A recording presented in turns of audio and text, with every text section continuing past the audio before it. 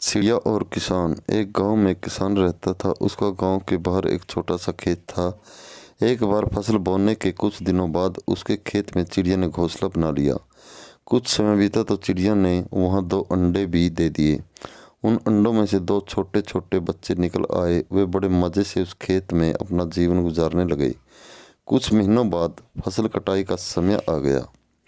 गांव के सभी किसान अपने खेतों की फसल की कटाई में लग गए। अब चिड़िया और उसके बच्चों का वह खेत छोड़कर नए स्थान पर जाने का समय आ गया था।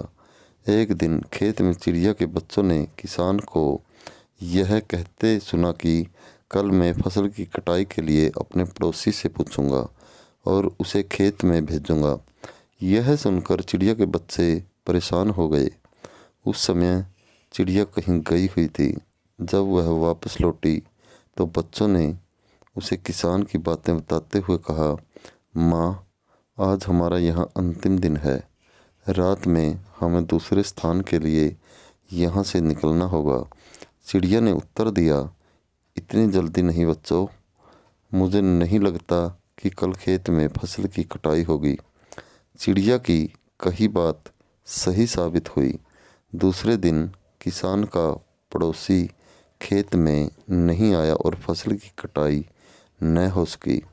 शाम को किसान खेत में आया और खेत को जैसे का तैसा देख बुदबुदाने लगा कि ये पड़ोसी तो नहीं आया। ऐसा करता हूँ, कल अपने किसी रिश्तेदार को भेज देता हूँ।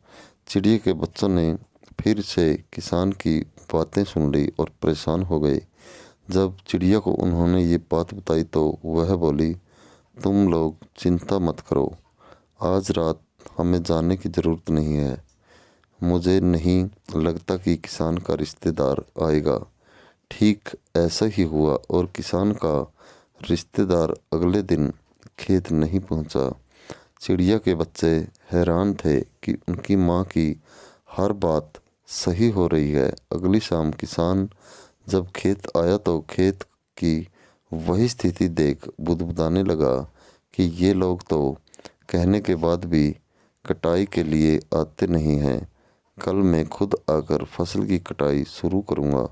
चिड़िया के बच्चों ने किसान की ये बातें भी सुन ली।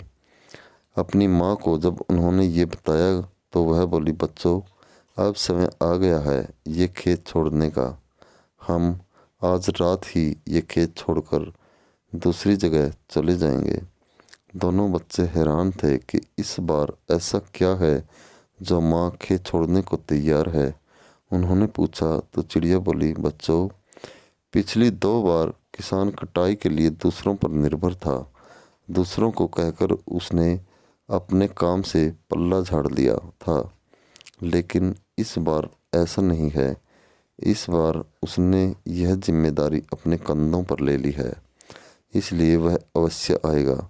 उसी रात चिड़िया और उसके बच्चे उस खेत से उड़ गए और कहीं और चले गए।